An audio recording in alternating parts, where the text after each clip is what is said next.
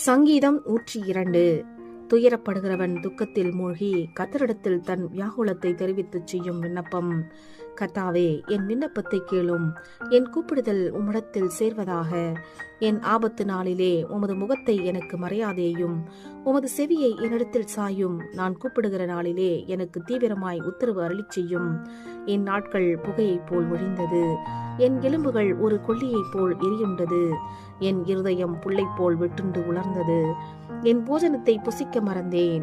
என் பெருமூச்சின் சத்தத்தினால் என் எலும்புகள் என் மாம்சத்தோடு ஒட்டிக்கொள்ளுகிறது. வனாந்தர நாரைக்கு ஒப்பானேன், பாழான இடங்களில் தங்கும் ஆந்தையைப் போலானேன். நான் நித்திரை இல்லாமல் வீட்டின் மேல் தனித்திருக்கும் குருவியைப் போல் இருக்கிறேன். நாடோறும் என் சத்துருக்கள் என்னை நிந்திக்கிறார்கள். என் மேல் மூர்க்க வெறி கொண்டவர்கள் எனக்கு விரோதமாய் சாபமிடுகிறார்கள். நீர் என்னை உயர தூக்கி தாழ தள்ளினீர். உமது சினத்திற்கும் கடுங்கோபத்திற்கும் உள்ளானேன். ஆதலால் நான் சாம்பலை அப்பமாக புசித்து என் பானங்களை கண்ணீரோடே கலக்கிறேன்.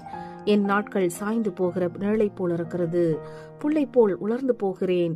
கர்த்தராகிய நீரோ என்றென்றைக்கும் இருக்கிறீர். உம்முடைய பேர் பிரஸ்தாபம் தலைமுறை தலைமுறையாக நிற்கும். தேவரீர் எழுந்தருளி சீயோனுக்கு இறங்குவீர். அதற்கு தயை செய்யும் காலமும் அதற்காக குறித்த நேரமும் வந்தது. உம்முடைய ஊழியக்காரர் அதன் கல்லுகள் மேல் வாஞ்சை வைத்து அதன் மண்ணுக்கு பரிதவிக்கிறார்கள். கர்த்தர் சீயோனை கட்டி தமது மகிமையில் வெளிப்படுவார்.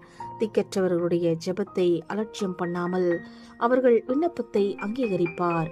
அப்பொழுது ஜாதிகள் கர்த்தருடைய நாமத்துக்கும் பூமியில் உள்ள ராஜாக்கள் எல்லாரும் உம்முடைய மகிமைக்கும் பயப்படுவார்கள்.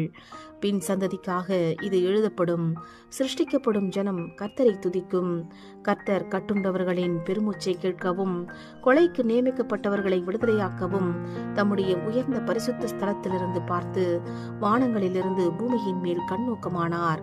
கர்த்தருக்கு ஆராதனை செய்ய ஜனங்களும் ராஜ்யங்களும் ஏகமாய் கூடிக்கொள்ளுகையில் சீயோனில் கர்த்தருடைய நாமத்தையும் எருசலேமில் அவருடைய துதியையும் பிரஸ்தாபப்படுத்துவார்கள்.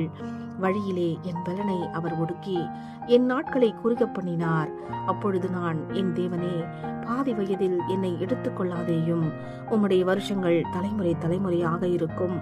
நீர் ஆதியிலே பூமியை அஸ்திபாரப்படுத்தினீர்.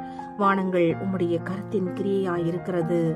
அவைகள் அழிந்து போம், நீரோ நிலைத்திருப்பீர். அவைகளெல்லாம் வஸ்திரம் போல் பழமையாய்ப்போம். அவைகளை ஒரு சால்வையைப் போல் மாற்றுவீர். அப்பொழுது மாறிப்போம், நீரோ மாறாதவராயிருக்கிறீர். உமது ஆண்டுகள் முடிந்து போவதில்லை. உமது அடியாரின் பிள்ளைகள் தாவரித்திருப்பார்கள்.